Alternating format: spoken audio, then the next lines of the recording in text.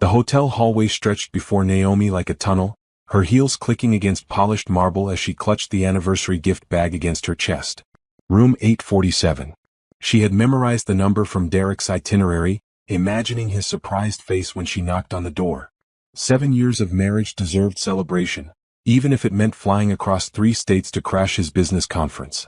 The elevator had been full of conventioneers wearing name badges and discussing presentations. Naomi had smiled, thinking about how proud she was of Derek for landing this speaking opportunity. She'd stayed behind to handle things at home as usual, but today was special. Today she would remind him what really mattered. But now, standing 10 feet from his door, Naomi froze. Laughter spilled into the hallway. A woman's laughter, high and carefree. Then came sounds that made Naomi's stomach twist. Rhythmic thumping against a wall. Low moans. A female voice calling out in pleasure, followed by Derek's unmistakable groan. The anniversary gift bag slipped from Naomi's fingers, landing on the carpet with a soft thud. She couldn't move. Couldn't breathe. The sounds continued, growing louder, more intense. Every moan felt like a knife sliding between her ribs. 7 years.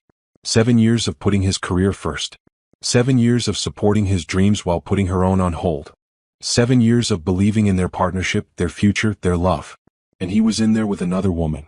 Naomi's hand moved to her phone, operating on instinct rather than thought.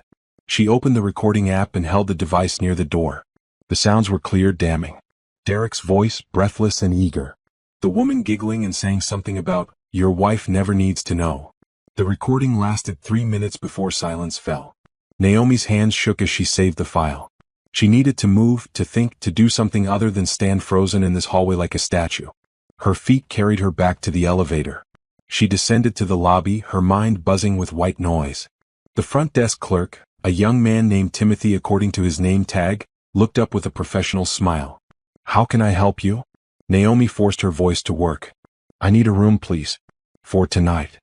"Certainly. Let me check availability." His fingers flew across the keyboard. "We have several options. What floor would you prefer?" "8th floor," Naomi heard herself say.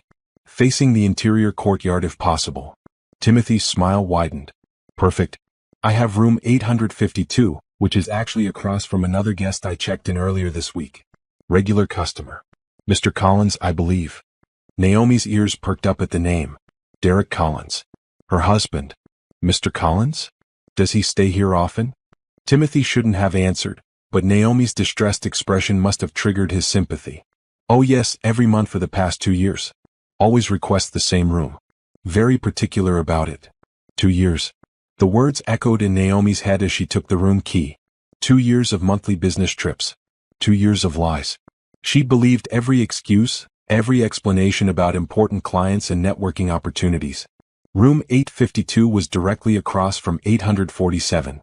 Naomi could see Derek's door from her peephole. She set her purse on the bed and sat in darkness, watching that door like it held all the answers to questions she hadn't known to ask. An hour later, the door opened. Derek emerged first, looking exactly as he did after their intimate moments together. That same satisfied smile, that relaxed posture. Behind him came a woman Naomi didn't recognize. Tall, slim, with long dark hair and expensive clothes. She reached up to adjust Derek's collar, an intimate gesture that suggested familiarity and comfort. Naomi pulled out her phone and took pictures. The woman kissed Derek's cheek. He squeezed her hand.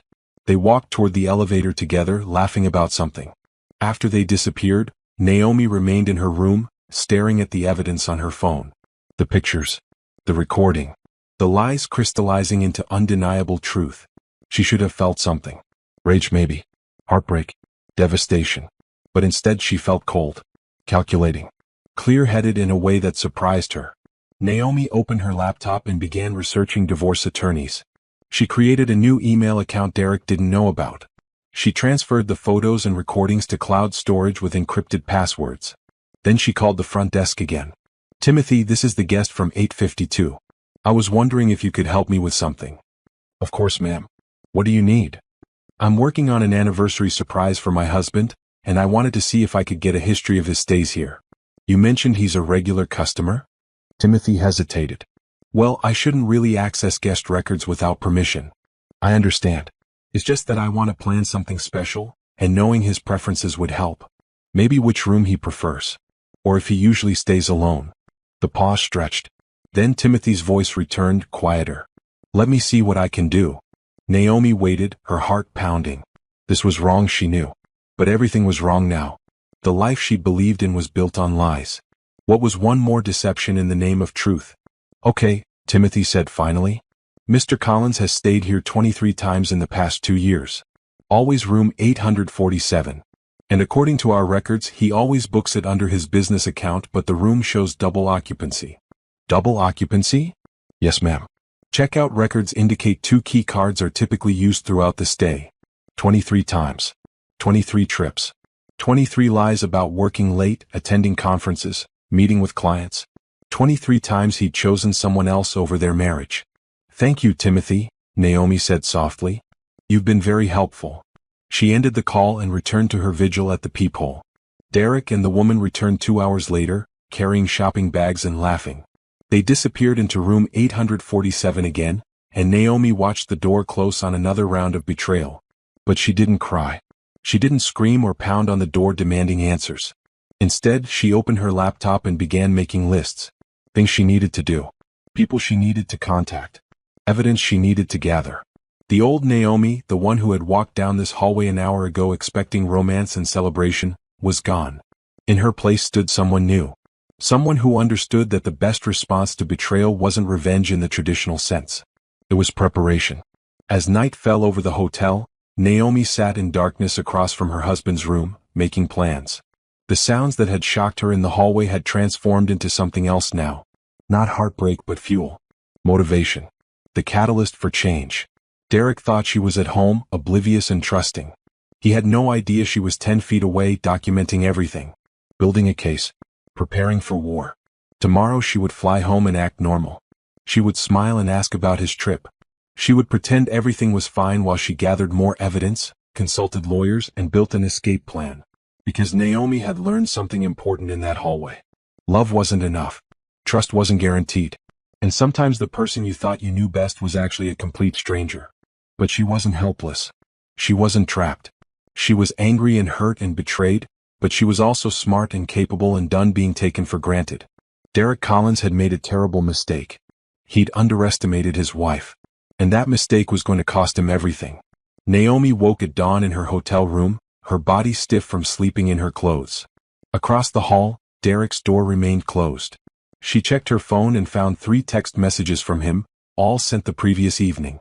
Conference is going well. Miss you. Long day tomorrow. Might not be able to talk much. Love you. Each message felt like acid on her tongue as she read them. The casual lies delivered with such practiced ease. How many times had he sent similar texts while the other woman was right there beside him? Naomi didn't respond. Instead, she showered and changed into the spare clothes she'd packed for the surprise visit. She applied makeup carefully, transforming her puffy eyes and exhausted expression into something presentable. When she looked in the mirror, she saw a stranger. Someone harder. More focused. At 8 o'clock, Derek's door opened. He emerged alone, dressed in a business suit, carrying his conference materials.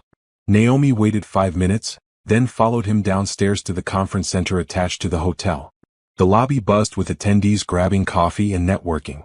Derek stood with a group of colleagues, laughing at someone's joke. He looked happy, relaxed, completely at ease with his double life. Naomi found a seat in the back of the main conference room where Derek would be presenting later that morning. She pulled out her laptop and pretended to work while watching him schmooze and charm everyone around him. He was good at this, she realized. The performance. The facade. He'd probably been good at it for years. At 10 o'clock, Derek took the stage to give his presentation about market trends and business strategy. Naomi listened with detached interest. He was articulate and confident, the kind of speaker who commanded attention. People around her took notes and nodded along. She wondered how many of them knew about his affair. If any of his colleagues suspected. Or if everyone was as blind as she'd been. After the presentation, Naomi slipped out of the conference room and returned to the hotel. She positioned herself in the lobby cafe with a clear view of the elevators, her laptop open to spreadsheets she wasn't actually reading. At noon, the other woman appeared. She wore a professional pencil skirt and blazer, her dark hair pulled back in a sleek ponytail. Up close, Naomi could see she was younger than expected. Late 20s, maybe 30. Pretty in a polished, corporate way. The woman headed straight for the elevators, checking her phone as she walked. Naomi stood and followed at a distance, catching the same elevator car. They rode in silence to the 8th floor. As expected, the woman went to room 847, using her key card to enter. Naomi returned to her room and continued her surveillance through the peephole, taking more photos, documenting everything. 30 minutes later, Derek returned. He knocked on 847, and the woman answered wearing significantly less clothing than before. They embraced in the doorway, kissing deeply before disappearing inside together. Naomi photographed the entire exchange. Then she sat on her bed and began reverse image searching photos of the woman she'd taken. It took 20 minutes of searching through corporate websites and LinkedIn profiles before she found a match. Simone Patterson, marketing director at Collins Financial Group, Derek's company. Naomi's heart sank further. Not only was Derek having an affair, but he'd done it with a subordinate. Someone he worked with every day. Someone Naomi had probably met at company events. She searched Simone's social media profiles next. Facebook showed a woman who posted frequently about her career achievements and travel adventures. In several photos, Naomi spotted Derek in the background. Company picnics, office parties, business dinners. But there was something else. Photos of Simone with a man who appeared frequently in her posts. Her husband, according to the tags, Jackson Patterson. They'd been married for 5 years and had 2 young children.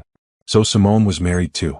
2 families being destroyed by this affair, with 4 people completely oblivious to the destruction happening behind their backs. Naomi saved all the information to her encrypted files. Then she opened her banking app and examined their joint accounts more closely. Derek handled most of their finances, claiming it was easier since he worked in the financial industry. Naomi had trusted him, checking the accounts only occasionally to verify her automatic deposits were processed. Now she looked at every transaction from the past year. Restaurant charges she didn't recognize. Hotel stays beyond the business trips he told her about. Cash withdrawals in amounts that didn't match their normal spending patterns. She compared these transactions to the dates Timothy had given her for Derek's hotel stays. The patterns matched perfectly. Every time Derek visited this hotel, their joint account showed unusual spending. But there was something else. Large transfers to an account Naomi didn't recognize. Thousands of dollars, moved systematically over the past year. She couldn't access the receiving account, but she could see the money leaving theirs. Derek was hiding money. Naomi pulled up their credit card statements next. More irregularities. Jewelry purchases she'd never received. Expensive gifts charged to their card but never mentioned. Weekend getaways to places they'd never visited together. She created a spreadsheet, documenting every suspicious transaction. By late afternoon, she'd identified over $30,000 in unexplained spending, plus another $50,000 transferred to the unknown account. As the sun set, Naomi realized she'd spent an entire day investigating her own husband like a detective on a case. She'd gathered more evidence than she'd thought possible. Photos, recordings, financial records, witness accounts from the hotel clerk. Derek had no idea what was coming. That evening, Derek and Simone left the hotel again for dinner. Naomi followed them to an upscale restaurant 3 blocks away. She watched through the window as they shared wine and dessert, holding hands across the table like young lovers. She took more photos. Then she called the front desk. Timothy, this is Naomi from room 852. I have a strange question. Sure, what's up? That credit card on file for my room? Can you tell me if it's been used for any other charges at the hotel? My husband handles our finances and I'm trying to track some expenses. Let me check. Keys clicked. No, just your room charge. But if you're asking about Mr. Collins's account, that one has multiple charges. Room service, spa services, gift shop purchases. All charged to the company card on file. Company card. Derek was using business funds for his affair. Thank you, Timothy. That's exactly what I needed to know. Naomi spent her 3rd night in the hotel room across from her husband's betrayal, but this time she felt different. Empowered. Armed with information and evidence. She transformed from shocked victim to strategic planner in less than 72 hours. When Derek and Simone returned from dinner, stumbling and giggling, Naomi was ready. She photographed them. Recorded their conversation in the hallway about how Derek's boring wife would never suspect anything. Documented Simone saying she couldn't wait until Derek finally left Naomi so they could be together properly. The words hurt, but they also clarified everything. This wasn't a mistake or a momentary lapse in judgment. This was a calculated, ongoing affair between two people who showed no remorse for the lives they were destroying. At midnight, Naomi finally allowed herself to feel. She sat in the darkness of her hotel room and let the tears come.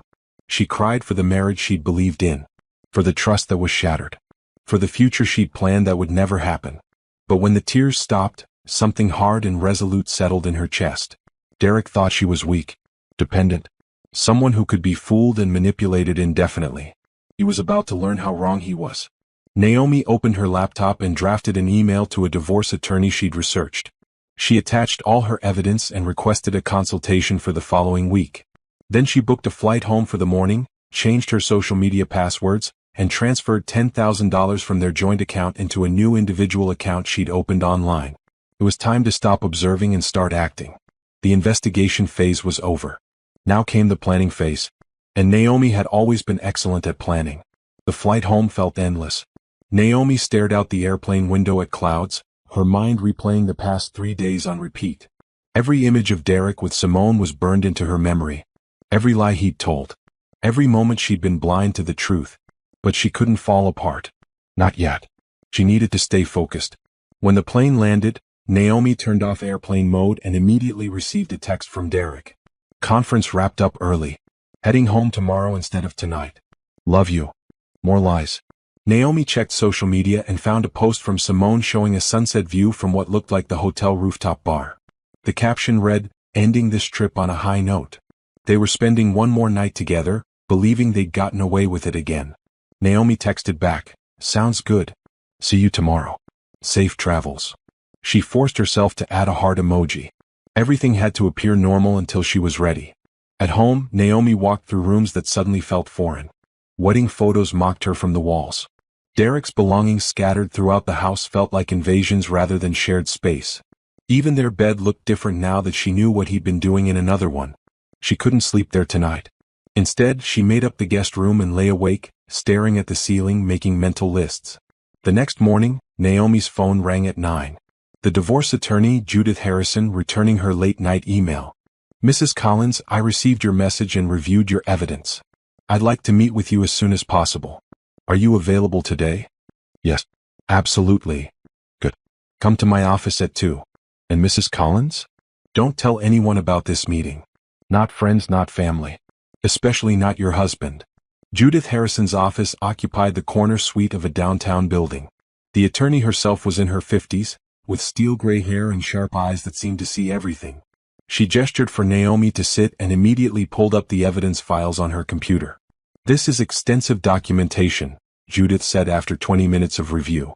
"The recordings, photos, financial records, witness statements from the hotel clerk. You've built a strong case. What happens now?" Naomi asked. "Now we build an even stronger case. From what I'm seeing, your husband has moved significant assets into hidden accounts. He's also used company funds for personal expenses, which could constitute embezzlement.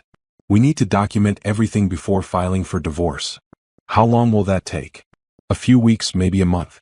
I know it seems like a long time to wait, but trust me. If we file now, Derek will immediately start hiding more assets. We need to know exactly what we're dealing with first." Judith connected Naomi with a forensic accountant named Ronald Briggs. He reviewed their financial records and confirmed Naomi's suspicions. Derek had been systematically moving money out of their joint accounts and into private accounts in his name only. "He's hidden about $80,000 so far," Ronald explained. "Based on these patterns, he's been doing this for at least 18 months, possibly longer." "Can we get it back?" Naomi asked. "Absolutely. In a divorce, all marital assets are subject to division regardless of whose name they're under. But we need to trace every dollar before filing. Otherwise, he might move or hide more." Naomi left the meeting feeling overwhelmed but determined. She had a team now. People who knew what they were doing. People who believed her and wanted to help. That evening, Derek came home with flowers and takeout from Naomi's favorite restaurant. "I missed you," he said, kissing her cheek. "How was your week?" "Quiet," Naomi lied. "Same old routine." They ate dinner and watched television like a normal couple. Derek held her hand during the show, told her about the conference, leaving out every detail that involved Simone. He was convincing, Naomi realized. If she didn't know better, she'd believe every word. "I have another trip next month," Derek mentioned casually. Same client, different city? Okay, Naomi said. Just let me know the dates. Inside she was screaming. But outside she smiled and nodded and played the role of trusting wife. Over the next 2 weeks, Naomi fell into a strange double life. During the day while Derek was at work, she met with Judith and Ronald. They traced financial records, discovered more hidden accounts, and built a comprehensive picture of Derek's deceptions. At night she came home and acted normal. She cooked meals, asked about his day, and even initiated intimate moments when Derek seemed to expect them. Each interaction felt like a performance, but she did it because Judith had been clear. Any sign that Naomi suspected something would cause Derek to destroy evidence and hide more assets. But the deception was exhausting. Naomi found herself losing weight, sleeping poorly, and constantly on edge. The stress of maintaining the facade while knowing the truth was crushing her. Then came an unexpected text message. It was from her former mentor, Dr. Patricia Winters, the CEO of a pharmaceutical company where Naomi had worked before marrying Derek. Naomi had quit that job 7 years ago when Derek got promoted and needed someone to manage their home life. Patricia had been disappointed but understood. Naomi, long time. Are you free for coffee? I'd love to catch up. Naomi almost declined. But something made her say yes. They met at a cafe downtown the following week. Patricia looked exactly the same, confident, professional, warm. She asked about Naomi's life, and for the first time since discovering Derek's affair, Naomi felt the urge to tell the truth. Actually, things aren't great, Naomi admitted. My marriage is ending. I just haven't told my husband yet. Patricia's expression shifted to concern. I'm so sorry. Are you okay? I will be. I'm working with a lawyer. Just trying to figure out what comes next. What about your career? Are you working now? Naomi shook her head. I've been focused on supporting Derek's career. I do some volunteer work, but nothing serious. Patricia leaned forward. Naomi, do you remember that research director position I tried to recruit you for years ago? Yes, but that was... I still need someone for that role. Actually, I need someone for a position even better than that. We're expanding our research division and I'm looking for someone to lead it. The job is remote initially with occasional travel, and the salary is substantial. Naomi's heart raced. Patricia, I haven't worked in that field in years. But you were brilliant at it. You have a master's degree in pharmaceutical research that you're not using. And I've kept track of your publications. You've stayed current with the industry, even if you weren't officially employed. I don't know. Think about it. I'm serious. This could be a fresh start for you. You'd be financially independent, intellectually challenged, and doing work that matters. Plus, you'd report directly to me, which means you'd have support during this difficult transition. Naomi left that meeting with a job offer packet and a completely different perspective. For 7 years, she'd believed her career was over, that she'd sacrificed it permanently for Derek's success. But here was Patricia, offering her a chance to reclaim that part of herself. That night, Naomi couldn't sleep. She read through the job offer documents. The salary was more than Derek currently made. The benefits were excellent. The work itself was exactly what she'd loved doing before marriage had derailed her ambitions.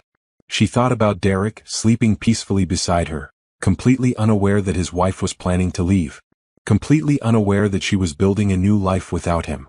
By morning, Naomi had made her decision. She emailed Patricia, I accept the position. When do I start? The response came within an hour, next Monday. Welcome back, Naomi. I'm so glad you're joining us. Naomi walked into Judith's office that afternoon with new energy. I got a job, she announced. A really good job. One that will make me financially independent from Derek. Judith smiled. Perfect timing. We're almost ready to file. I'd say we have another 2 weeks of preparation, and then we'll be ready to serve him with papers. 2 more weeks of pretending, Naomi said. 2 more weeks of preparation, Judith corrected. You're not pretending. You're planning. And when this is over, you'll have everything you need to start fresh.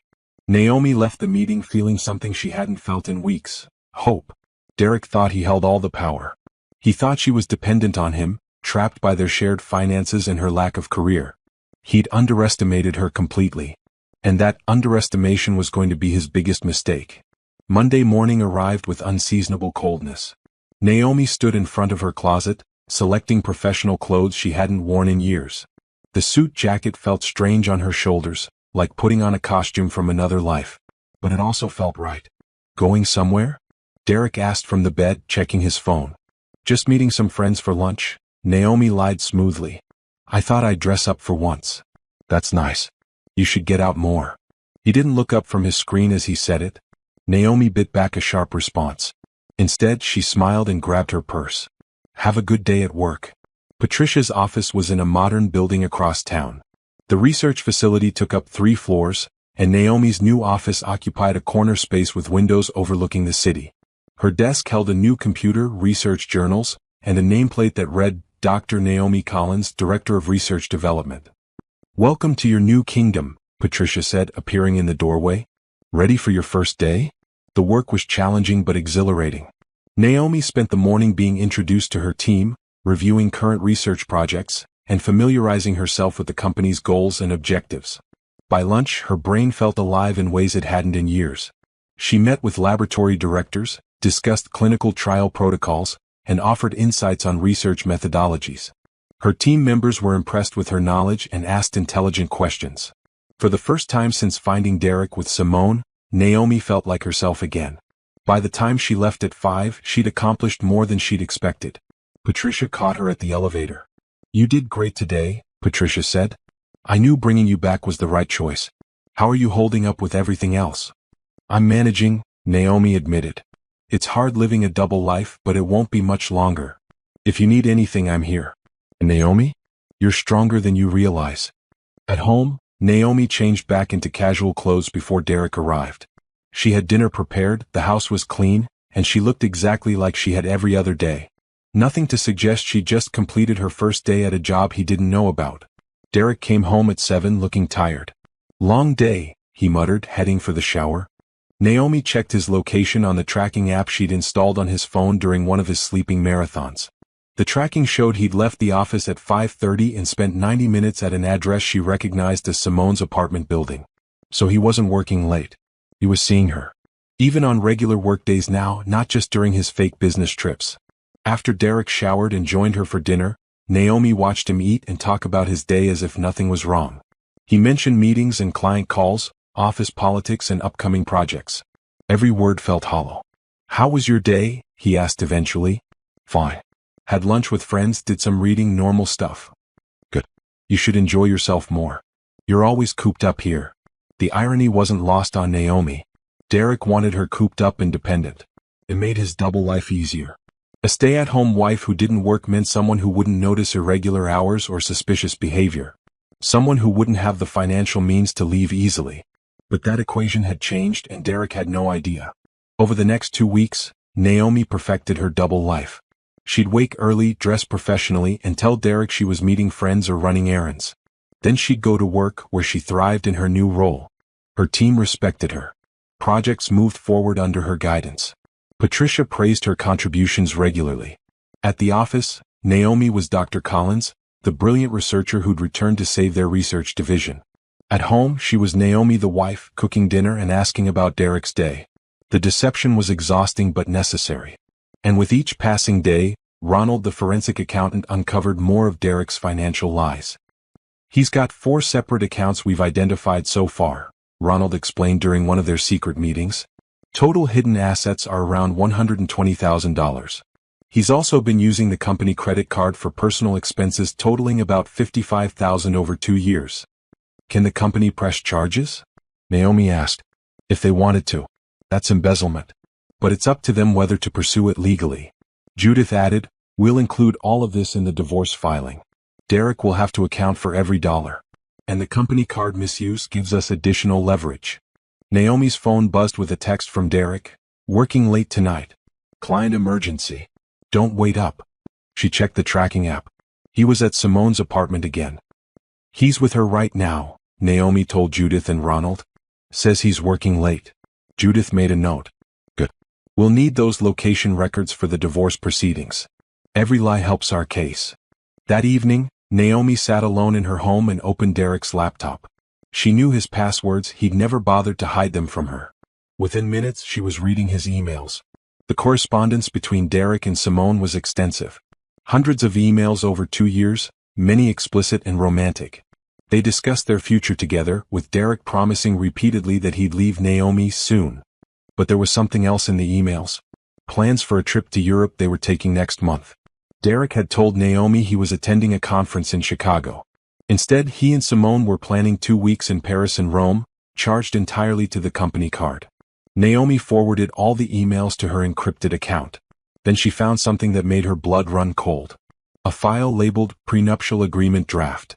She opened it. Derek had consulted an attorney about creating a postnuptial agreement that would protect his assets in case of divorce. The document was designed to leave Naomi with almost nothing if they split up. He'd been planning this. Planning to trap her legally while continuing his affair. Planning to have both his marriage and his mistress, with a safety net in place to protect himself if anything went wrong. The document was dated 6 months ago, but apparently, Derek had never worked up the courage to ask Naomi to sign it. Probably because even he realized how suspicious it would look. Naomi printed the file and added it to her evidence folder. Then she searched Derek's browser history. Jewelry stores. Hotel bookings. Romantic restaurants. All the things he'd done with Simone but never with Naomi anymore. She found receipts for a diamond bracelet, weekend getaways and expensive gifts. Nothing she'd ever received. Her phone rang. It was Patricia. "Hey, I know it's late but I wanted to check in. How are you doing?" Naomi looked at Derek's laptop screen, filled with evidence of his betrayal. "I'm okay. Just gathering more evidence. Are you almost ready to file?" "Soon. My lawyer says another week or 2. "Good. Because I've been thinking about your career trajectory here. Naomi, you're exceptional at this work. I want to promote you to Vice President of Research within 6 months if you continue performing at this level." The offer stunned Naomi into silence. "Vice President? You're doing the work of a VP already? Your insights have already improved 3 of our struggling projects. The team respects you. You deserve recognition and compensation that matches your contributions." After hanging up, Naomi sat in Derek's home office, surrounded by evidence of his lies, and felt something shift inside her.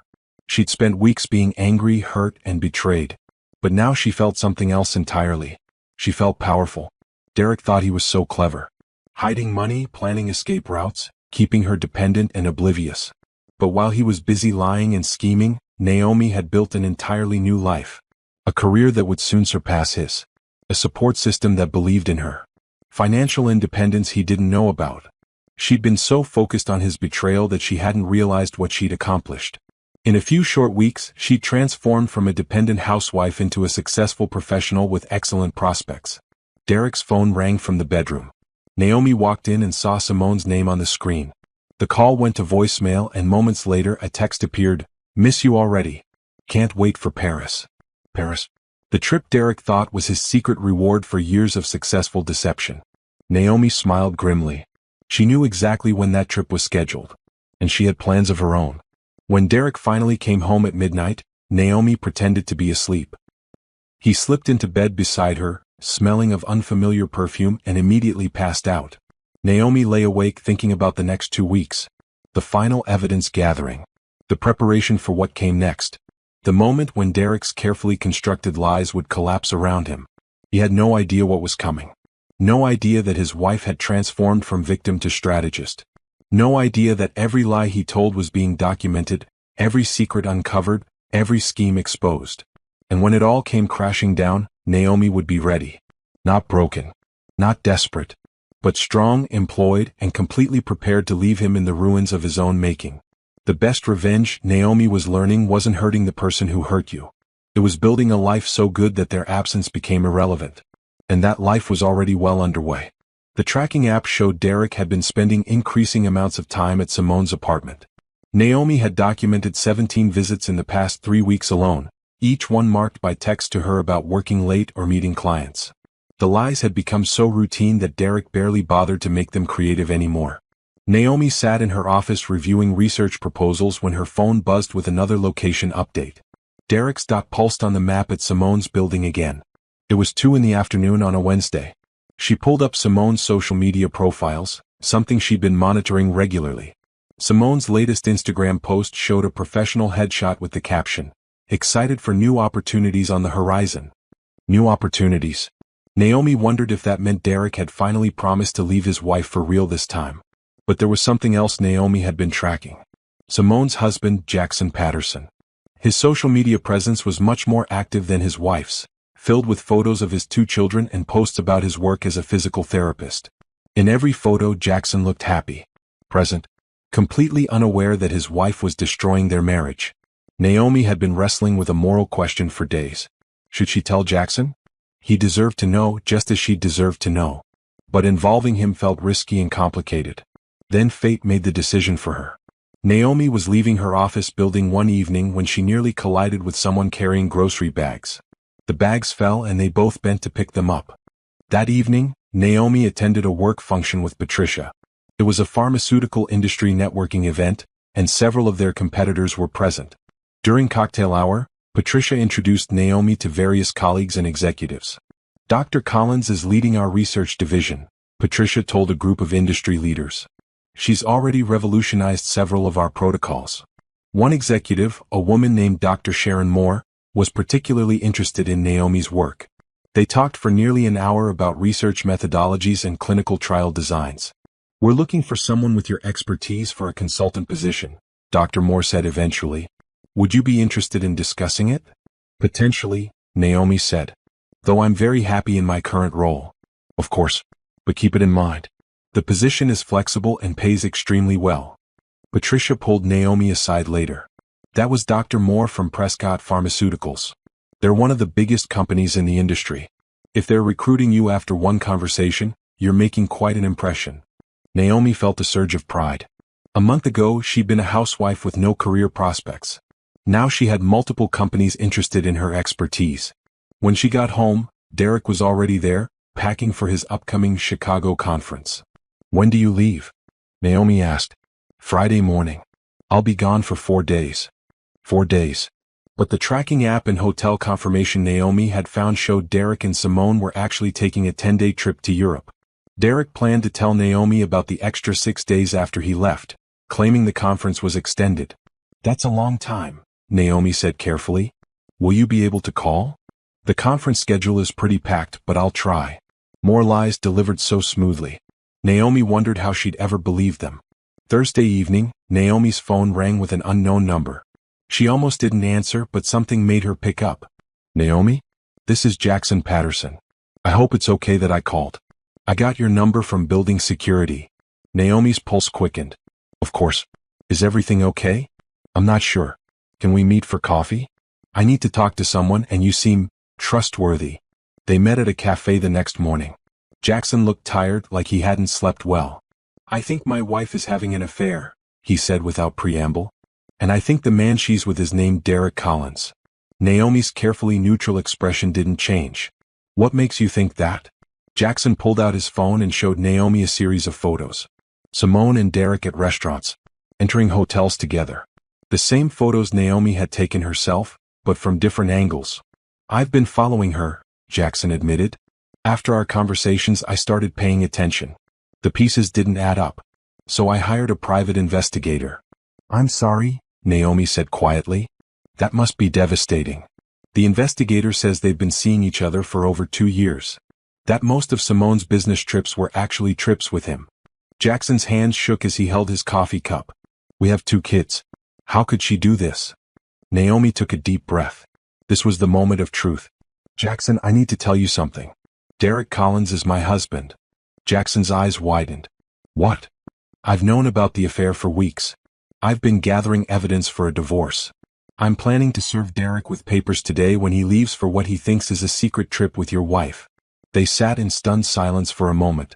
Then Jackson laughed bitterly. So we're both being played. Yes, but we don't have to be victims. What do you mean?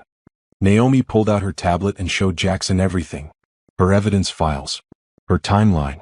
Her documentation of Derek's financial fraud and embezzlement. I've been planning this carefully, she explained. Making sure Derek can't hide anything or weasel out of consequences. And I think you should do the same. Jackson looked at the evidence, his expression hardening. You're right. I can't just fall apart. I have kids to protect. Exactly. So let's work together. Derek and Simone think they're so clever, sneaking around behind our backs. Let's show them what happens when they underestimate the people they've been lying to. By the time they left the cafe 2 hours later, Jackson and Naomi had a plan. They would both file for divorce simultaneously while Derek and Simone were in Paris. Papers would be served to both of them at the airport when they returned, in front of each other, so neither could deny or hide the affair anymore. Jackson would also contact Derek's company about the misuse of company funds. The evidence Naomi had gathered would support an investigation into Derek's professional conduct. "Thank you," Jackson said as they parted ways, "for being honest with me. For not letting me stay in the dark. We deserve better," Naomi said simply. "Both of us." That evening, Derek kissed Naomi goodbye before heading to the airport. "I'll miss you," he said, holding her close. "I'll miss you too," Naomi replied, and for once, it wasn't entirely a lie. She'd missed the man she thought she married. But that man had never really existed. After Derek left, Naomi made one final call to Judith. "He's on his way to the airport. Start the process." "Consider it done," Judith said. "By the time Derek lands in Paris, the divorce papers will be filed and all joint accounts will be frozen. And Jackson is filing his papers too." "Yes, this is really happening." "It is. How are you feeling?" Naomi looked around her home, soon to be just her home. At the wedding photos she'd already removed from the walls. At the future she'd built for herself over the past month. "I feel ready," she said. "Finally ready." Derek's flight to Paris departed at 6 in the morning. Naomi knew because she'd been tracking it on her phone, watching the little airplane icon move across the Atlantic. She imagined Derek and Simone sitting together in business class, probably holding hands, toasting champagne, celebrating their successful deception. They had no idea what was waiting for them. Naomi spent the morning at her office, trying to focus on work but constantly checking her phone. Judith had promised to text when the divorce papers were officially filed. Jackson was doing the same with his attorney. At 10 o'clock the text came, "Papers filed. Accounts frozen. Process servers will meet them at the airport when they return." Naomi texted back, "Thank you for everything. Thank you for being prepared. This is one of the cleanest divorce cases I've handled. You've done everything right." Patricia knocked on Naomi's office door around noon. "You seem distracted today. Everything okay?" "Actually, everything's perfect. I filed for divorce this morning." Patricia's eyes widened. "Oh my God. How are you feeling?" "Relieved, honestly. It's been building for so long that filing feels like finally exhaling." "Well, if you need time off." "No. I'd rather be here working. It keeps my mind occupied."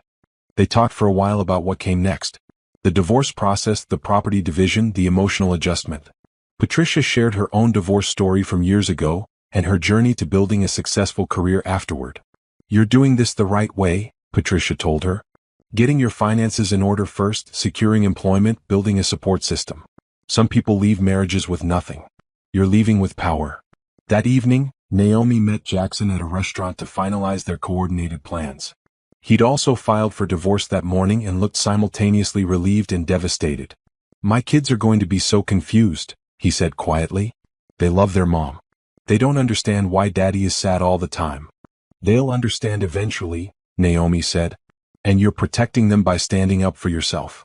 You're showing them that you deserve respect and honesty." "I called Derek's company today," Jackson said. "Spoke to someone in HR and corporate compliance. Told them I had evidence that one of their employees was misusing company funds for personal expenses. They seemed very interested." "What did you send them?" "Everything you gave me. The receipts, the hotel charges, the credit card statements. I also mentioned that the employee was having an affair with a subordinate, which apparently violates their ethics policy." Naomi hadn't considered that angle. Derek's been having an affair with someone who reports to him? Not directly, but they're in the same chain of command.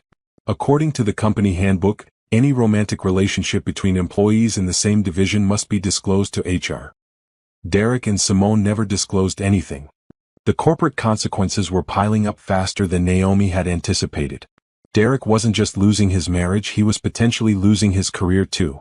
Over the next week, while Derek and Simone enjoyed Paris, Naomi's life transformed rapidly. The divorce filing became public record, and several of their mutual friends reached out with shocked messages. "I can't believe Derek would do that. Are you okay? If you need anything, let me know." Naomi appreciated the support but kept her responses brief. She didn't want to spend energy managing other people's reactions to her divorce. She had work to do. At the office, her research team completed a major project milestone ahead of schedule. Patricia called a meeting to announce that their division had secured a significant grant based on Naomi's proposal. "This is a career-defining achievement," Patricia told the team. "Dr. Collins has brought innovation and excellence to our work, and this grant validates everything we've been doing. After the meeting, Patricia pulled Naomi aside. I'm accelerating your promotion timeline. You're officially our Vice President of Research Development as of today. But you said 6 months. You've earned it now. The grant alone justifies the promotion, not to mention everything else you've accomplished. Congratulations, Naomi. You deserve this. Naomi felt tears prick her eyes. A month ago, she'd been a housewife with no prospects. Now she was a vice president at a major pharmaceutical company, earning more than Derek ever had. On day 8 of Derek's trip, Naomi received a panicked call from an unknown number. She answered cautiously. Naomi? It was Derek's mother. What's going on? Derek called me saying something about divorce papers? Hello, Margaret. Yes, I filed for divorce. But why? You two were so happy. We weren't happy, Margaret. Derek has been having an affair for 2 years. Silence on the other end. Then quietly, are you sure? I have recordings, photos, financial evidence, and witness statements. I'm very sure. Oh my God. I had no idea. Naomi, I'm so sorry. Thank you. I appreciate that. What can I do? How can I help? I don't need anything. But I appreciate you calling. Margaret started crying. He's my son, but what he did is wrong. You deserved better. I'm ashamed of him. The conversation left Naomi feeling oddly touched. She'd expected Derek's family to defend him or blame her. Instead, his mother was offering support. On day 9, Jackson called with an update. Derek's company has opened a formal investigation. They're auditing all his expense reports for the past 3 years. And apparently, there have been complaints about him and Simone from other employees that were never properly investigated. What kind of complaints? Favoritism. Simone getting special treatment, better projects, higher bonuses than colleagues with similar performance. The company is taking it seriously. Everything was falling into place exactly as planned. Derek and Simone were in Paris, completely oblivious to the hurricane forming back home. On day 10, their flight home landed at 8 in the evening. Naomi and Jackson had coordinated with their attorneys to have process servers waiting at baggage claim. They'd also both agreed to be there in person, wanting Derek and Simone to see them together, united in knowing the truth. Naomi stood near the international arrivals area, her heart pounding. Jackson stood beside her, his jaw clenched with tension. I'm nervous, Jackson admitted. Me too. But we're doing the right thing. At 8:45, passengers from the Paris flight began emerging. Naomi spotted Derek and Simone immediately. They walked side by side, laughing about something, pulling matching luggage. They looked tanned and relaxed, like people without a care in the world. Then Derek saw Naomi. His face went white. He stopped walking so abruptly that Simone stumbled into him. Simone followed his gaze and froze too when she saw Jackson standing beside Naomi. Derek Collins? A man in a suit approached with paperwork. You've been served. Simone Patterson? A woman approached Simone simultaneously. You've been served. Derek took the papers with shaking hands. Simone started crying immediately, mascara running down her cheeks. Naomi, what is this? Derek's voice cracked. What are you doing? Filing for divorce, Naomi said calmly. For adultery, financial fraud, and misuse of marital assets. You can't do this. We need to talk about this. There's nothing to talk about. I have recordings of you with Simone in hotel rooms. Photos of you together over 2 years. Financial records of money you've hidden. And witness statements confirming your affair. Derek looked at Jackson desperately, as if another betrayed spouse might offer sympathy. Instead, Jackson said coldly, I'm divorcing Simone for the same reasons. You two deserve each other. Simone was sobbing now. Jackson, please let me explain. Don't, Jackson cut her off. Just don't. I'm taking the kids and filing for full custody based on your pattern of deception and poor judgment. You can fight it if you want, but I have the same evidence Naomi does. Airport security started approaching, drawn by the commotion. The process servers finished their job and left. Derek and Simone stood surrounded by luggage and legal papers, the remnants of their romantic vacation scattered around them. Naomi, please, Derek tried again. We can fix this. It was a mistake. I love you. No, you don't, Naomi said simply. And honestly, I don't love you either anymore. I'm not even angry anymore. I'm just done. She turned and walked away, Jackson beside her. Behind them, Derek called her name repeatedly, but Naomi didn't look back. In the parking garage, Jackson and Naomi stood by their cars for a moment. That was intense. Jackson said. It was necessary. Thank you for including me. For making sure Simone couldn't hide from the truth. We're in this together. Both victims of the same lies. They hugged briefly, two people bonded by betrayal but choosing dignity over destruction. Driving home, Naomi felt lighter than she had in weeks. The confrontation was over. Derek knew she was serious. And now came the next phase, actually building her new life. Her phone buzzed with a text from Judith. Heard it went perfectly. Derek tried calling my office 17 times in the past hour. I'm not answering. Naomi smiled and responded, good. Let him sweat. Another text came through, this time from Derek. Please talk to me. We can work through this. Naomi blocked his number. Then came a text from Patricia. Proud of you. See you Monday. And one from Ronald, the forensic accountant. Divorce papers are filed. Derek's accounts are frozen. He can't hide anything now. Naomi pulled into her driveway and sat in her car for a moment, looking at the house she'd soon be selling. The home she'd shared with Derek for 7 years. The place where she'd been happy, before realizing it was all built on lies. But she wasn't sad. She was ready. Ready to move forward. Ready to embrace the life she'd been building in secret. Ready to be the person she'd forgotten she could be. Derek had underestimated her completely. He'd thought she was weak and dependent, someone who could be manipulated indefinitely. But he'd been wrong. And now he was going to spend a very long time dealing with the consequences of that mistake. Naomi woke the next morning to 73 missed calls from Derek. She'd turned off her phone after blocking his number, but he'd apparently tried calling from other numbers throughout the night. Each voicemail was more desperate than the last. Naomi, please. We need to talk. This is crazy. You're overreacting. Fine, I made a mistake, but you're throwing away our marriage over one mistake? You're being vindictive and cruel. I'll do anything to fix this. Please just talk to me. Naomi deleted all the messages without listening to most of them. There was nothing Derek could say that would change anything now. Her doorbell rang at 7 in the morning. Naomi looked through the peephole and saw Derek standing on her porch, looking disheveled and exhausted. She didn't open the door. Naomi, I know you're in there. Open the door. She called Judith instead. Derek is at my house demanding to talk. Do not engage with him. If he doesn't leave, call the police. We have a restraining order ready to file if necessary. Naomi texted Derek from her blocked number. Leave my property or I'm calling the police. All communication goes through my attorney. Derek pounded on the door a few more times, then finally left. Naomi watched through the window as he sat in his car for 20 minutes, staring at the house before driving away. Her phone rang with a call from Margaret, Derek's mother. Naomi, I just talked to Derek. He's devastated. He should be devastated. He destroyed our marriage. I know, honey. I'm not defending him. I just wanted to check on you. Are you okay? The unexpected kindness made Naomi's throat tight. I'm managing. It's been a difficult few weeks. If you need anything, please call me. I mean that.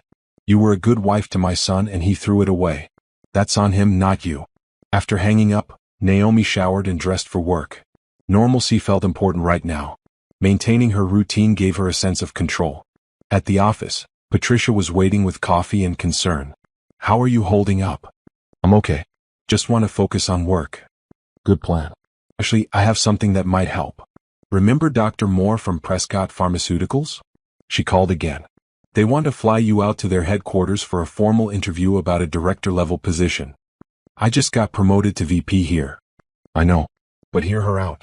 Sometimes multiple offers help clarify what you really want. Plus, the interview experience is valuable. Naomi agreed to the interview partly because Patricia was right, but mostly because staying busy kept her from thinking about Derek. Throughout the morning, her phone buzzed with texts from people she hadn't heard from in years. News of the divorce had apparently spread through their social circle rapidly. Most messages were supportive, but a few made her uncomfortable. Wow, Derek really messed up. I always thought you two were perfect together. Are you dating yet? I know someone perfect for you. Naomi ignored most of them. She wasn't interested in discussing her failed marriage with acquaintances who'd barely stayed in touch over the years. But one message caught her attention. It was from Brenda, who'd been her maid of honor and closest friend before drifting apart when Derek claimed Brenda was too negative about their relationship. Naomi, I just heard. I'm so sorry. Can we talk? I've missed you. They met for lunch that afternoon. Brenda hugged her tightly and immediately started crying. I should have said something years ago, Brenda said. I thought Derek was isolating you from your friends. But I didn't want to overstep. You were right, Naomi admitted. He did isolate me. Slowly. Until I didn't have anyone but him. Well, you have me now. Whatever you need. They talked for 2 hours, catching up on 7 years of lost friendship. Brenda had gotten married, had a son, and was running her own marketing company. She'd thought about reaching out to Naomi many times but worried she wasn't welcome anymore. Derek made it clear he didn't like me, Brenda said. He always had an excuse why you couldn't hang out. I figured eventually you'd chosen him over our friendship. I never chose that, Naomi said. He just made it so difficult to maintain friendships that it was easier to give up. That evening, Jackson called with an update. Derek's company completed their initial investigation. He's been terminated for misuse of company funds and violation of ethics policies. They fired him? Immediately. They're also pursuing legal action to recover the money he spent. It's not looking good for him. Naomi felt a complicated mix of emotions. Part of her felt vindicated. But part of her felt sad that Derek had destroyed his own career along with their marriage. How's Simone? Naomi asked. Also fired. Apparently, the affair was an open secret in the office, and several employees filed complaints that went ignored. The company is cleaning house. So both Derek and Simone had lost their jobs, their marriages, and their reputations in one spectacular implosion. Naomi tried to feel guilty about her role in that, but couldn't quite manage it.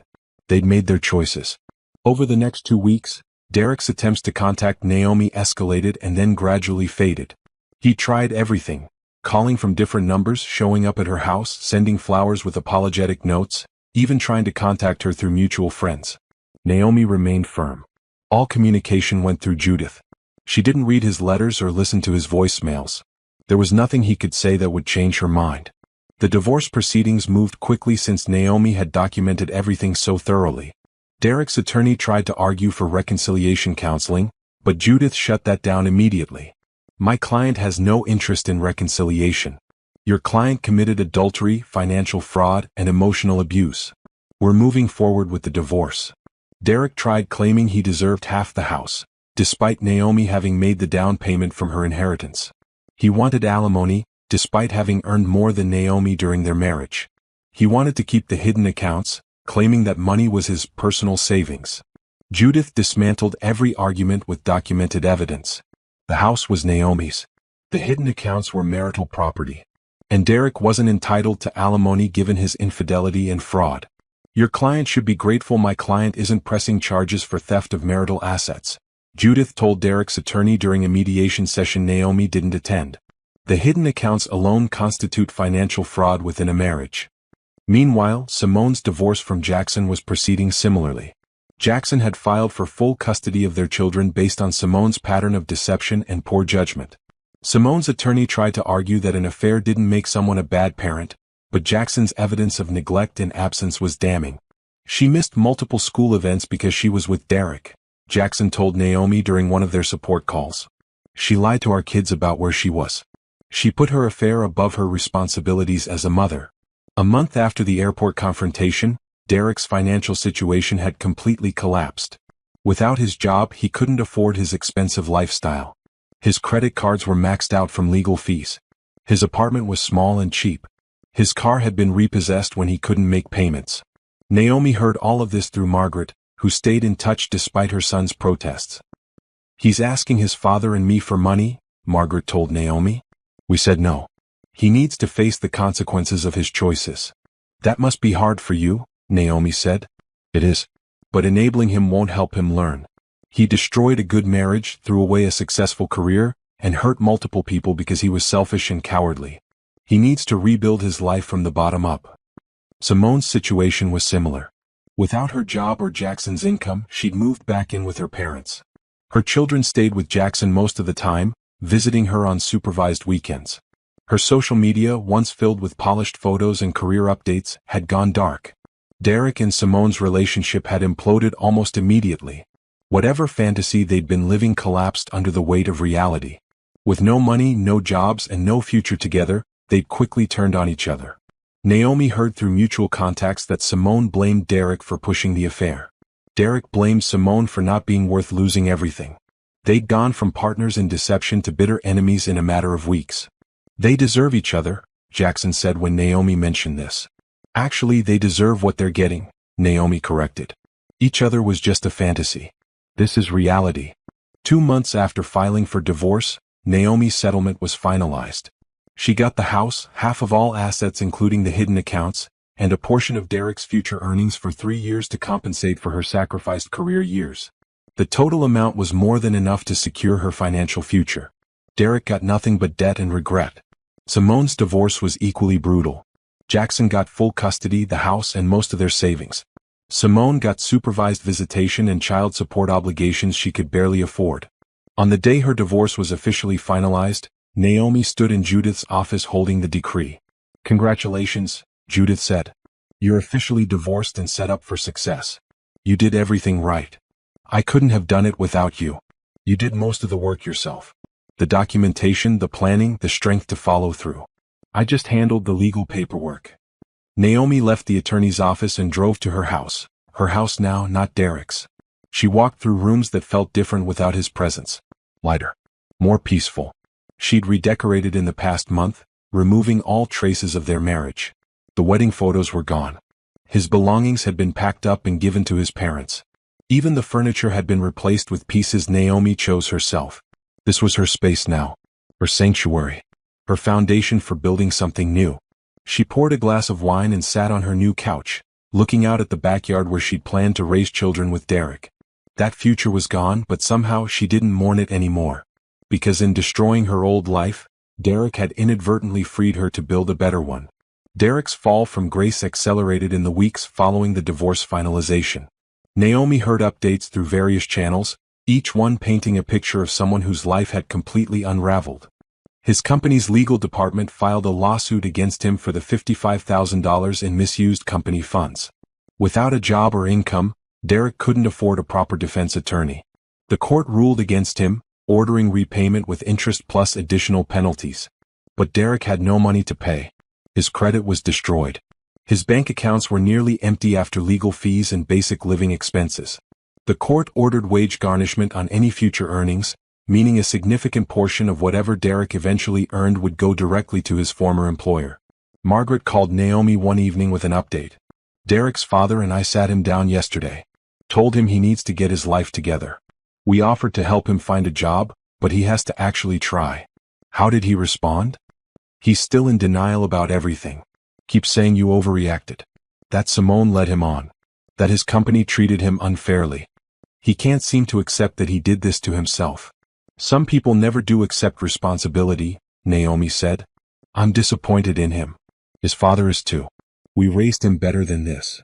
Derek eventually found work as a financial analyst at a much smaller firm, making half his previous salary. Even that was difficult to secure given his termination from his previous job. The wage garnishment meant he took home barely enough to cover rent and food. His apartment was in a neighborhood far removed from his former lifestyle. No luxury amenities, no proximity to restaurants and entertainment. Just basic housing in an area he'd once looked down on. Naomi knew all this not because she was checking on him, but because people kept telling her. Friends who'd run into Derek reported back with updates. Margaret called regularly. Even strangers at networking events would mention knowing that guy who got fired for embezzling and having an affair. Derek's reputation in the financial industry was destroyed. Companies that might have hired him passed once they learned his history. Professional contacts stopped returning his calls. He'd gone from rising star to cautionary tale in a matter of months. Simone's situation was similarly bleak. Without her job or marriage, she'd lost her identity. She tried finding work in marketing, but her termination from Derek's company had blacklisted her in the industry. Employers who interviewed her would inevitably ask about the gap in her resume, and the truth was damaging. She eventually took a job in retail management, a significant step down from her previous corporate position. The pay was barely enough to cover child support and basic expenses. Her children, when they visited on supervised weekends, were confused about why mommy lived with grandma and daddy lived somewhere else. Jackson reported that his kids were adjusting to the new normal. They were angry at Simone but thriving with the stability Jackson provided. He'd been granted full custody after Simone missed multiple court-ordered parenting classes. The judge wasn't impressed, Jackson told Naomi during one of their periodic check-in calls. Simone kept making excuses about why she couldn't attend. Eventually, The judge ruled that she demonstrated a pattern of putting herself ahead of her children's needs. Meanwhile, Derek and Simone's brief relationship had ended in spectacular fashion. Naomi heard through the grapevine that they'd had a public argument at a restaurant where Simone accused Derek of ruining her life and Derek accused Simone of being the reason he'd lost everything. They were screaming at each other, Brenda reported after witnessing the argument. It was embarrassing. Security had to escort them out. Neither Derek nor Simone had moved on to new relationships. Derek had tried dating, but women would Google his name and discover the affair and embezzlement. Simone was too focused on basic survival and supervised visits with her children to think about romance. 6 months after the divorce, Naomi ran into Derek at a grocery store. She was shopping after work, still in her professional clothes from the office. Derek was there in sweatpants and a wrinkled shirt, his cart containing ramen noodles and generic brands. He saw her first and froze in the aisle. Naomi almost didn't recognize him. He'd lost weight but not in a healthy way. He looked worn down and tired, his former confidence completely gone. "Naomi," he said quietly. "Derek." They stood in awkward silence. Other shoppers moved around them, oblivious to the history between these two strangers in the cereal aisle. "How have you been?" Derek asked eventually. "Good. Busy with work." "I heard you got promoted. Vice president, right?"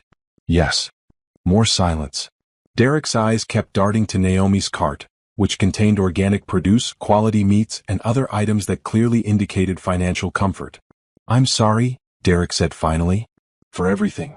I know that doesn't mean much now, but I need you to know I regret what I did." Naomi considered his words. The old her would have accepted the apology, tried to make him feel better, smooth things over. But that Naomi was gone. "I appreciate you saying that.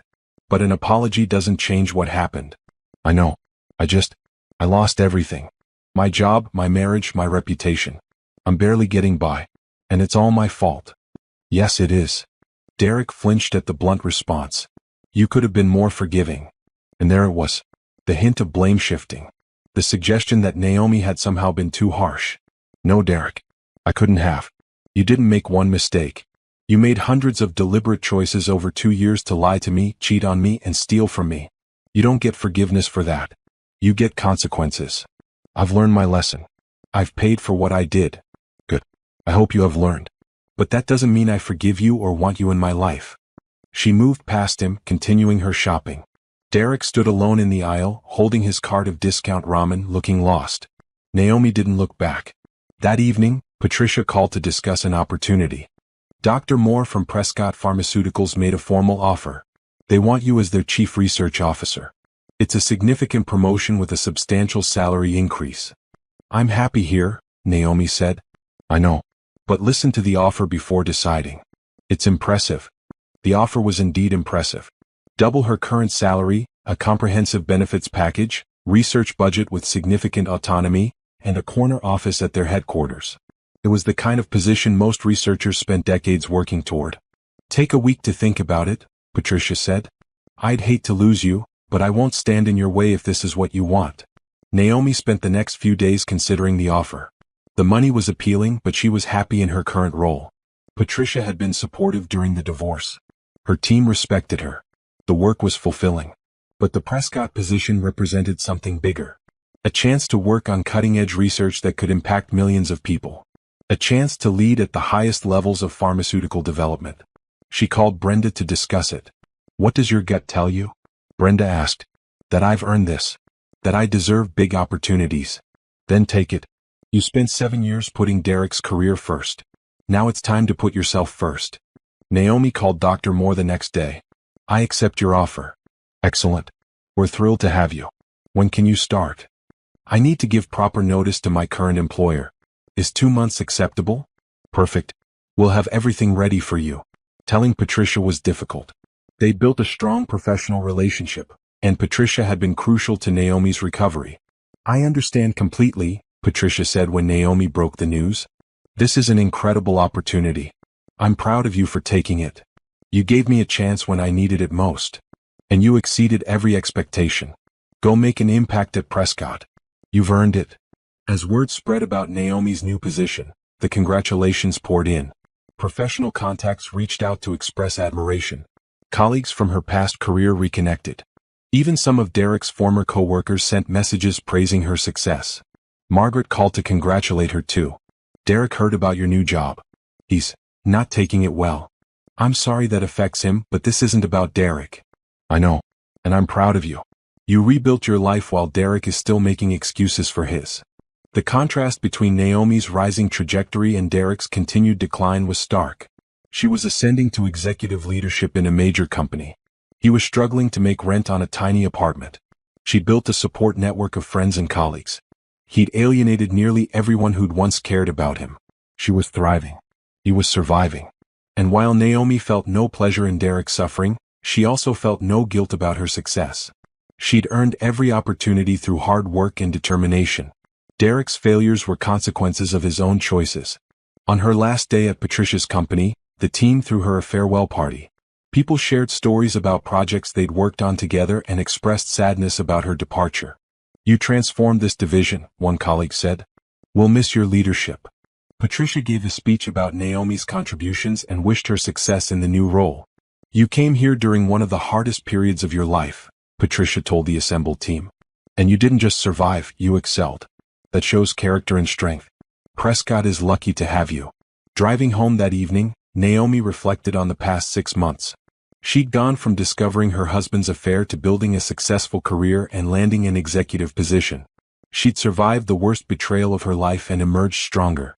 Derek had gone from successful financial advisor to unemployed, divorced, and in debt. He'd lost everything because he'd valued his affair more than his marriage, his integrity, or his future. The contrast wasn't about revenge. Naomi hadn't set out to destroy Derek's life. She'd simply refused to be destroyed by his lies. And in refusing to be a victim, she'd become the architect of her own success. 6 months post-divorce, Naomi's life had transformed completely. She stood in her new corner office at Prescott Pharmaceuticals, looking out over the city skyline, still adjusting to the reality of her new role. Chief Research Officer. The title felt both earned and surreal. 2 years ago, she'd been a housewife who'd given up her career. Now she led research initiatives affecting millions of patients worldwide.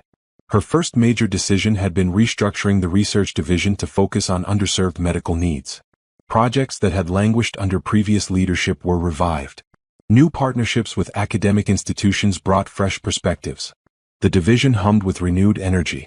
Dr. Collins, the board is ready for your presentation, her assistant announced. Naomi gathered her materials and walked into the boardroom with confidence. She presented her strategic plan for the next 3 years, outlining research priorities, budget allocations, and projected outcomes. The board asked probing questions, and Naomi answered each one with detailed knowledge and clear vision. After the meeting, the CEO pulled her aside. That was impressive. The board is very pleased with the direction you're taking us. Keep it up. Professionally, everything was clicking into place. But Naomi had also focused on rebuilding other parts of her life that Derek had diminished. She'd reconnected with Brenda, who'd become a regular fixture in her life again. They met for dinner weekly, sharing updates and supporting each other through life's challenges. Brenda had introduced Naomi to her circle of friends, expanding Naomi's social network beyond what it had been during her marriage. You seem lighter, Brenda observed during one dinner. Like you're finally relaxed. I am. For the first time in years, I'm not walking on eggshells. I'm not worrying about someone else's mood or schedule. I'm just living. Naomi had also started volunteering at a women's shelter on weekends. She'd found the organization while researching support resources during her divorce, and their mission resonated with her. Every Saturday morning, she led a workshop on financial literacy for women leaving abusive or difficult situations. Many women stay in bad marriages because they don't think they can survive financially, the shelter director had explained when recruiting Naomi. Your story could help them see another path. During her workshops, Naomi taught basic budgeting, how to open independent bank accounts, understanding credit scores, and planning for financial independence. She shared her own story of discovering Derek's hidden accounts and rebuilding her finances from that betrayal. I was married to a financial professional who stole from me, Naomi told one group of women. If it can happen to me, it can happen to anyone. But you can recover. You can rebuild. I'm proof of that. The women asked questions about everything from opening secret bank accounts to hiding evidence to navigating divorce proceedings. Naomi answered honestly, sharing both her successes and her moments of doubt. One woman approached her after a session with tears in her eyes. Thank you. My husband controls all our money. I've been afraid to leave because I don't know how I'd survive. But hearing you talk about your planning, maybe I can do that too. You can, Naomi assured her. And we'll help you figure out how. The volunteer work was fulfilling in ways Naomi hadn't expected. Each woman she helped felt like a small victory against the fear and control that had defined her own marriage. She'd also started therapy. At first, Naomi had been skeptical about needing it. She'd handled the divorce practically and successfully. Why did she need to process feelings she'd already moved past? But her therapist, Dr. Williams, helped her understand that practical success didn't mean emotional healing was complete. You've done all the external work, Dr. Williams explained during one session. You've rebuilt your career, established financial independence, created a support system. But have you processed the betrayal itself? The grief? The loss of trust? Over several months of weekly sessions, Naomi worked through layers of emotion she'd suppressed during the crisis. The anger she'd channeled into planning. The hurt she'd ignored while gathering evidence. The grief for the marriage she'd thought she had. I feel stupid sometimes, Naomi admitted. How did I not see what was happening for 2 years? You trusted your partner. That's not stupid. That's what you're supposed to do in a healthy marriage. Derek violated that trust. His deception is not a reflection of your intelligence or awareness. The therapy sessions helped Naomi understand that she wasn't to blame for Derek's choices. She'd been a good wife, a supportive partner. His decision to betray her said everything about him and nothing about her worth. 8 months post-divorce, Naomi sold the house she'd shared with Derek. Too many memories haunted those rooms. She bought a modern condo downtown, closer to her office, with floor-to-ceiling windows and an open floor plan that felt nothing like her old home. She decorated it herself, choosing pieces that reflected her taste rather than compromising with someone else's preferences. The space was entirely hers, bright, minimalist, peaceful. Margaret helped her move, insisting on being involved despite Derek's protests. "This is beautiful," Margaret said, looking around the new condo. "It suits you. Thank you for being here. I know it's complicated with Derek. You were my daughter-in-law for 7 years. That meant something to me. His mistakes don't erase that relationship." Margaret had maintained contact throughout the divorce, much to Derek's frustration. She'd attend Naomi's professional events, sent congratulatory cards for her promotions, and called regularly to check in. "Derek thinks I'm being disloyal," Margaret confessed. "But I can love my son and still hold him accountable. What he did was wrong. You deserved better." Naomi hugged her. "Thank you. Your support has meant everything." At work, Naomi's division secured approval for 3 major research initiatives she'd championed. One focused on affordable treatments for rare diseases. Another explored innovative approaches to chronic pain management. The third investigated preventive therapies for age-related cognitive decline. "These projects align with our mission to make meaningful impacts in healthcare," Naomi told her team. "Not just profitable treatments, but solutions that genuinely help people." Her leadership style was collaborative but decisive. She trusted her team's expertise while providing clear direction. She advocated for resources while managing budgets responsibly. And she mentored junior researchers, remembering how important Patricia's mentorship had been to her own recovery. One young researcher, a woman named Tasha, approached Naomi after a team meeting. "Can I ask you something personal?" "Of course. I heard you got divorced recently. That you rebuilt your career after being out of the field for years. How did you do it? I'm going through something similar and feel completely lost." Naomi shared her story honestly, including the pain and uncertainty. But she also emphasized the importance of taking action despite fear. "You can't control what others do to you," Naomi explained. "But you can control how you respond. I chose to respond by building something better rather than falling apart. You can too." Tasha thanked her with tears in her eyes. "I needed to hear that. Everyone tells me to stay for the kids or give him another chance. But I know what I know. He's not going to change. Then trust your instincts, and start planning your exit carefully." Helping Tasha reminded Naomi of how far she'd come. A year ago, she'd been the one receiving advice and support. Now she was in a position to offer both. Socially, Naomi's life had expanded beyond what it had been during her marriage. Brenda introduced her to a book club. Patricia included her in professional networking groups. The women's shelter connected her with other volunteers who became friends. She dated occasionally, though without any serious interest. A few colleagues asked her out. Some men she met through friends showed interest. But Naomi wasn't ready for a relationship. She was still enjoying being independent, making decisions solely for herself. "I spent 7 years putting someone else's needs first," she told Brenda when declining to be set up on a blind date. "I'm not ready to do that again." "That's healthy," Brenda agreed. "There's no timeline for moving on." 1 year after discovering Derek's affair, Naomi attended a pharmaceutical industry conference where she was scheduled to give the keynote speech. Her topic: Innovation Through Adversity, Building Research Programs That Matter. Preparing for the speech, Naomi reflected on the past year. The discovery in the hotel hallway, the investigation and planning, the divorce and rebuilding. Every step had led to this moment. She thought about Derek struggling in his diminished life, about Simone living with her parents and fighting for limited time with her children, about Jackson building a stable home for his kids, about the women at the shelter planning their own escapes. Everyone's story was different, but they all shared common themes: betrayal, consequence, and the possibility of rebuilding. The night before her keynote, Naomi got an unexpected call from an unknown number. She almost didn't answer, but something made her pick up. "Naomi? This is Simone." Naomi's first instinct was to hang up, but curiosity kept her on the line. "What do you want?" I wanted to apologize. For what I did. For the affair. For helping destroy your marriage. It's a year too late for apologies. I know. But I needed you to know I'm sorry. I was selfish and cruel, and I've spent this year paying for it. You did more than that. You helped Derek steal from me. You celebrated destroying my life." Simone started crying. "I know. I was terrible. I thought I was in love, but really I was just selfish. And now I've lost everything that actually mattered. My kids barely speak to me. My career is gone. My reputation is destroyed. And you want what from me? Sympathy? No. I just wanted you to know I'm sorry. And that's seeing what you've built, what you've accomplished. I'm ashamed of trying to hurt someone like you." Naomi was quiet for a moment. Part of her wanted to revel in Simone's misery, but mostly she just felt tired of the whole thing. "I appreciate you calling, but I don't forgive you. And I don't want to hear from you again." "I understand. Goodbye, Naomi." After hanging up, Naomi sat in her hotel room thinking about forgiveness.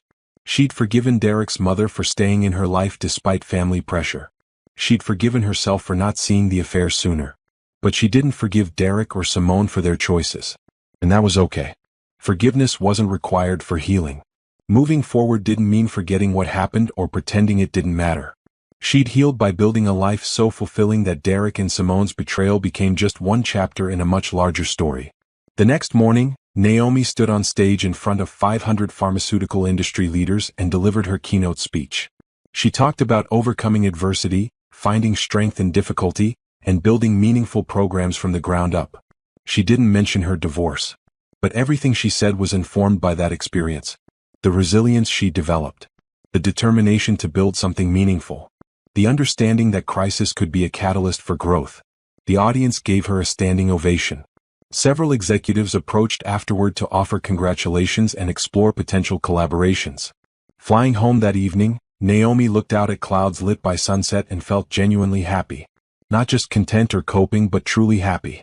She'd survived betrayal and emerged stronger. She'd rebuilt her career and exceeded her own expectations. She'd helped others while healing herself. She'd created a life she was proud of. Derek had tried to diminish her, control her, and keep her dependent. Instead, he'd freed her to become more than she'd ever been in their marriage. And that, Naomi realized, was the sweetest revenge of all. 15 months after discovering Derek's affair, Naomi stood in a Prescott Pharmaceuticals conference room negotiating a partnership with one of the largest healthcare systems in the country. The deal would expand their research capabilities and bring cutting-edge treatments to underserved communities. "Dr. Collins, your vision for this partnership aligns perfectly with our mission," the healthcare CEO said. "We're excited to move forward." After the meeting, Naomi's assistant delivered a message. "Dr. Moore wants to see you in her office." Dr. Moore, who'd recruited Naomi and was now her close colleague, gestured for Naomi to sit. "I'm retiring next year," Dr. Moore announced without preamble. "What? You can't be serious." "I'm 68. It's time. But more importantly, I'm recommending you as my successor." Naomi felt her heart skip. Successor for what? Chief Scientific Officer. You'd oversee all research, development, and innovation across the entire company. It's the position I've held for 12 years. That's I've only been here 18 months. And in that time, you've revolutionized our research division, secured major partnerships, and demonstrated leadership that exceeds your years of experience. The board agrees with my recommendation. I don't know what to say. Say you'll consider it. You have time to think about it. But Naomi, you're ready for this. You've earned it. That evening, Naomi called Brenda to process the news. Chief Scientific Officer? That's incredible. It's also terrifying. That's one of the highest positions in pharmaceutical leadership. People work decades to reach that level. And you've proven you deserve it. Stop doubting yourself. The next day, Naomi visited the women's shelter for her regular Saturday workshop. She'd been volunteering for over a year now, and many of the women had made significant progress toward independence. One woman, Rita, approached Naomi after the session. I wanted you to know I left him. Last week. I followed your plan, documented everything, and filed for divorce. How are you doing? Scared, but also relieved. I got a job, opened my own bank account, and moved into a small apartment. It's not much, but it's mine. That's everything, Naomi said, hugging her. You did the hard part. Another woman, Jennifer, shared that she'd been offered a management position at work. I never would have applied if you hadn't encouraged me. I thought I wasn't qualified. But I got the job. These moments of watching other women reclaim their power and independence filled Naomi with purpose. Her own experience wasn't just about her anymore. It was about showing others what was possible. That afternoon, Naomi's phone rang with Margaret's number. Naomi, I wanted to tell you before you heard it elsewhere. Derek is getting married. Naomi felt a flicker of surprise but no pain. Really? To whom? Some woman he met at his new job. It's very fast, they've only been dating a few months.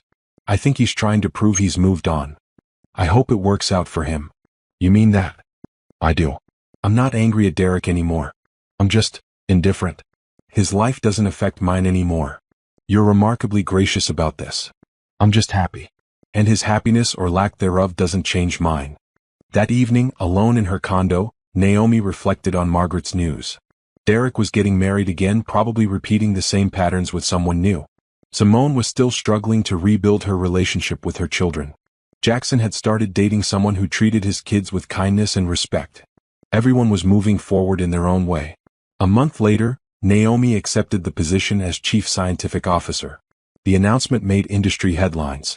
She was the youngest person to hold the position at Prescott and one of few women in such a senior scientific leadership role in the pharmaceutical industry. Her first major initiative as CSO was launching a program to make essential medications more affordable in developing countries. She also established a mentorship program pairing senior researchers with women and minorities entering the field. You're not just leading research, Patricia told her during a congratulatory lunch. You're changing the culture. Someone did that for me when I needed it most, Naomi said. Now I'm paying it forward. 6 months into her new role, Naomi attended an industry gala where she was receiving a leadership award. She wore an emerald green gown, her hair styled elegantly, feeling confident and powerful. During the cocktail hour, someone tapped her shoulder. She turned to find Derek standing there, looking uncomfortable in an ill-fitting suit. His new wife stood beside him, a nervous-looking woman who seemed out of place at the formal event. Naomi, Derek said awkwardly. Congratulations on your award. Thank you. Derek, it's good to see you. This is my wife, Amanda. Naomi shook Amanda's hand graciously. It's nice to meet you. They made small talk for a few minutes. Derek worked in a mid-level position at a small investment firm. Amanda was a teacher. They'd bought a modest house in the suburbs.